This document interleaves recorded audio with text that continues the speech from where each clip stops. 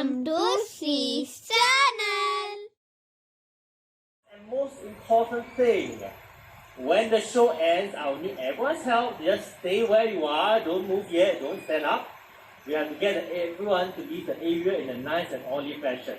I know everyone wants to leave the area as soon as possible, but if you want to have that happen, you'll congest the entire staircases, and we can't have that happening in this current situation, right?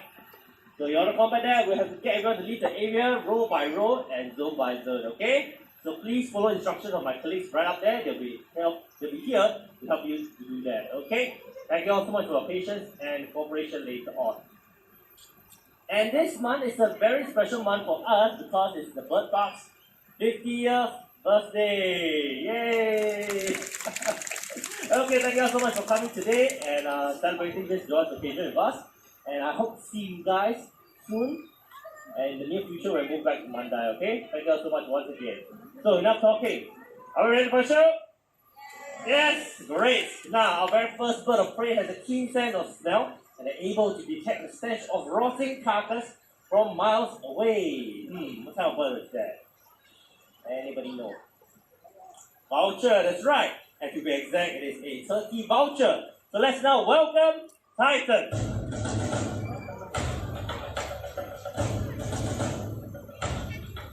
Titan, the turkey vulture, can be found from Canada all the way down to the tip of South America. They are the most numerous vulture species in the world, numbering way over 10 million of them. As I mentioned earlier, they have a keen sense of smell, so they are usually the first to locate a carcass and land on it. But at times, they might not be able to feed on it yet, as their beaks are not strong enough to tear open large carcass skin, like a buffalo carcass, which is why they have to wait for other species of vultures to help them out. And these birds have very strong stomach acid, almost zero pH level, so you can imagine how powerful their digestion system is. Alright, Titan, it's time for you to head back home now. All the way, no, over there. There we go. Let's give a big hand, everyone. Our turkey vulture. Thank you.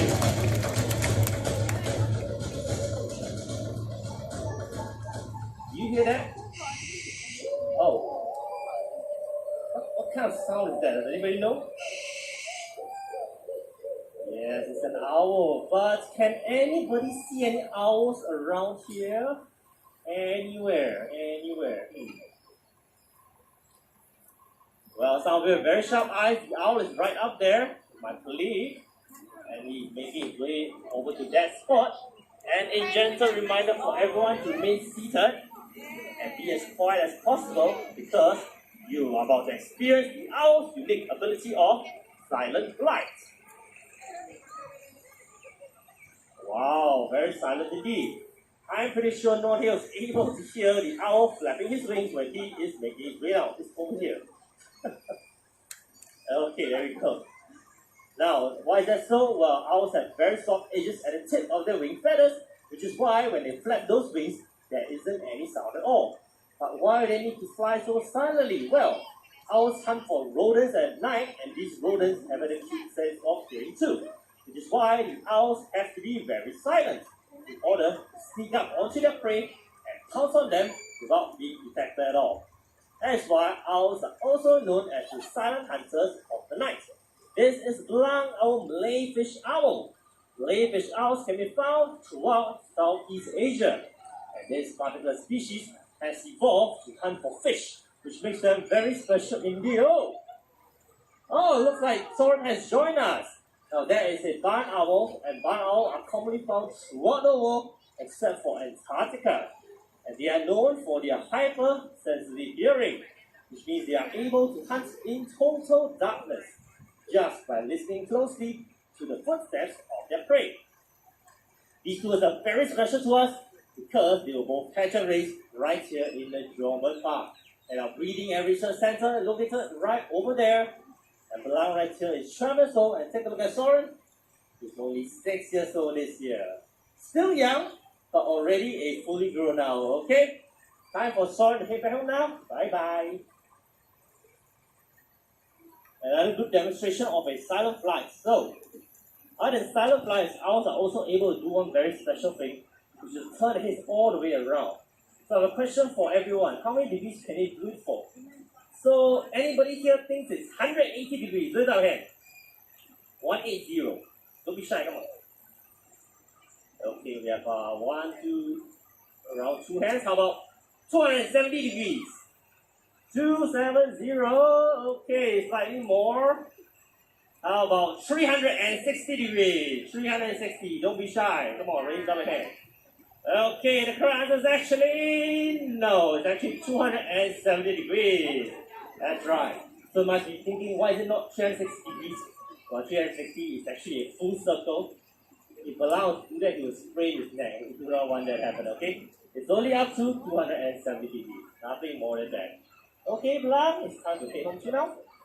Get in position and over there. There we go. Let's give a big hand for our beautiful owls, everyone. Thank you. Now, when we talk about birds of prey, we often think of them high up on the trees or really flying high up in the sky searching for their food. But some of them can also be on the forest floor foraging as well. So right over here, I have some rocks. And I will put a few pieces of food underneath them. And these shall be my insects hiding away from predators in the wild. So let's have one rock, two, and three. There you go. And in the middle, let's have a pile of leaves. Just like that. And over here, let's have these two tree barks hide one more insect underneath it. So let's do it like this. And there we go. So, looks like my stage is all set up and ready for him. So everyone, let's meet Raoul, our southern crested caracara. Come here, boy. Okay, let's see what does he do with the rocks. Number one. Where's number two? There we go, number two. And number three, can you find it? There we go, let's give a big hand, everyone. Very fast indeed, wow. Let's see what you do with the leaf. There we go. So once again, he uses long legs to roll over the rocks and leaves to search for food. Excellent. Now, let's move on to the tree bark. How do you look for insects underneath it? There you go, using his beak this time. Great job. Now, when insects were to take off and fly in mid-air, he's able to jump and catch it. Just like this. Excellent, but that's a really low one. Let's try something. Hiya!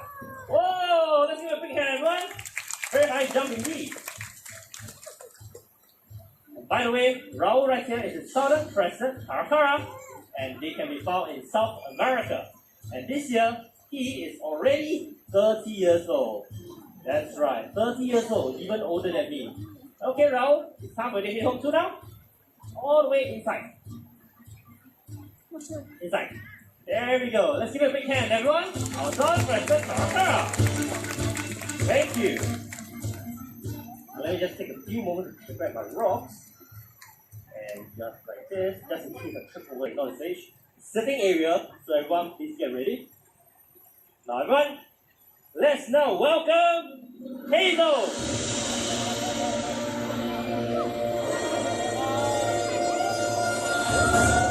Excellent fly! Let's give a big hand, everyone. Thank you. So Hazel right here is a hooded vulture, and she's good, like I said earlier on, she's going to make a few flies across sitting area right above your head, okay? So be ready and do not try to reach out and touch the bird. There we go! Excellent!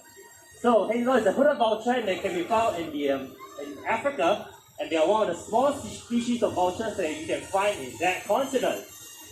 And as you can see very clearly, Hazel has minimal to no hair on the head, and that is because vultures like to put their whole head and neck right into the bodies of carcasses to feed on it. And with minimal to no hair on their head, it allows them to keep themselves clean from all the blood and dirt that might get stuck with their feathers on the head instead. That's how these birds are able to keep themselves nice and clean and wash off very easily after feeding. And also, you can see Hazel does have some feathers, but it's very small and fine at the back of the head, which looks like a small hoodie. And that's how these birds get their name, the hooded vulture. You'll find it very cute, isn't it? Okay, Hazel, you've done very well. And it's time for you to take home too. There we go. Let's give a big hand for Hazel, our hooded vulture. Thank you.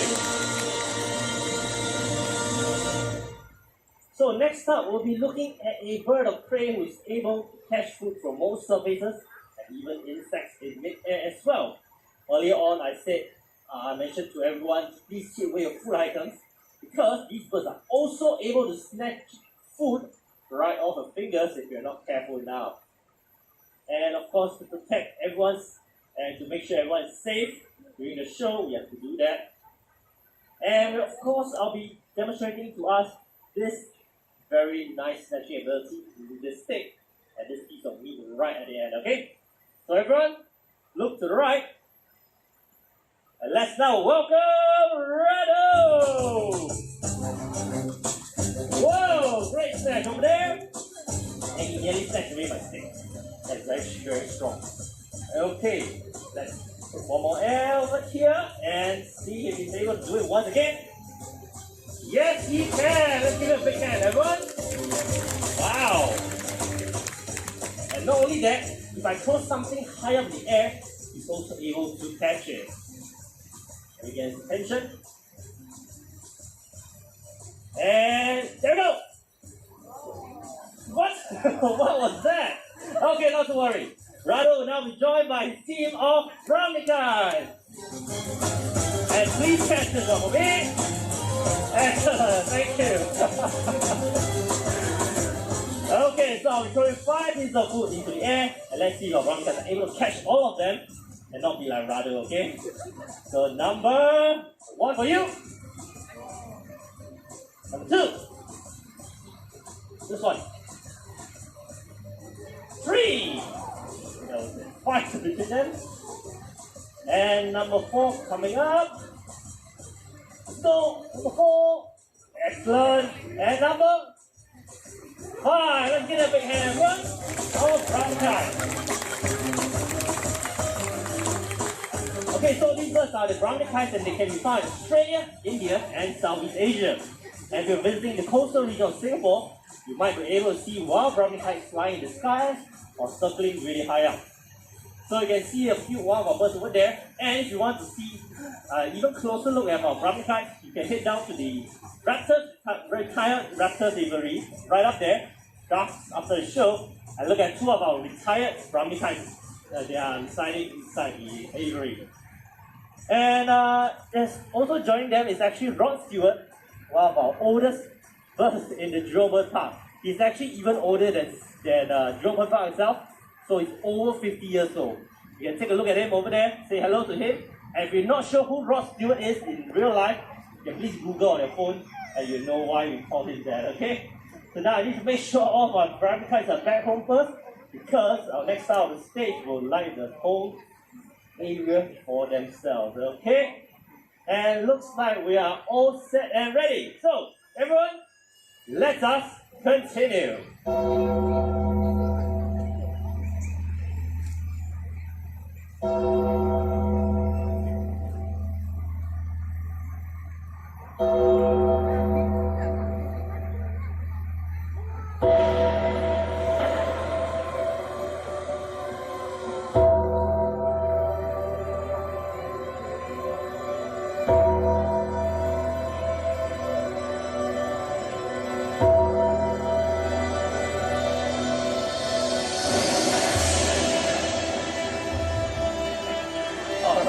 We are now joined by our group of vultures, and let me introduce them to you. So the 3 brown ones are the Cinereous vultures, which can be found in Europe and Asia. The 2 white and black ones over there are the marble storks, and they're not vultures, but they can also be found coexisting together with vultures, feeding on the animals as well.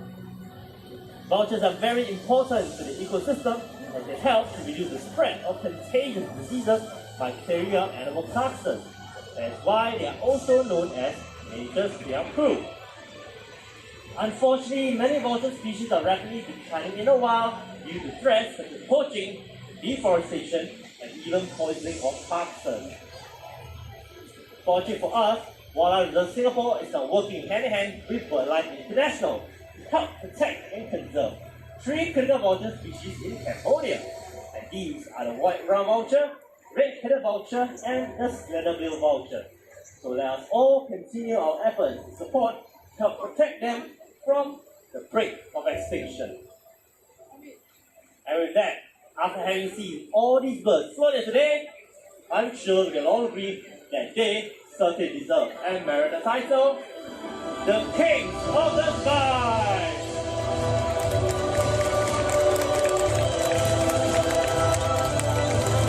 Thank you so much, ladies and gentlemen, boys and girls, for being such an amazing audience here today, and you can continue being amazing people by not leaving any trash behind. And remember what I said, we will leave the area in a nice and orderly fashion, so please wait for a turn and stay seated. Thank you all so much for coming, and I hope you have enjoyed your day here in the park. Goodbye!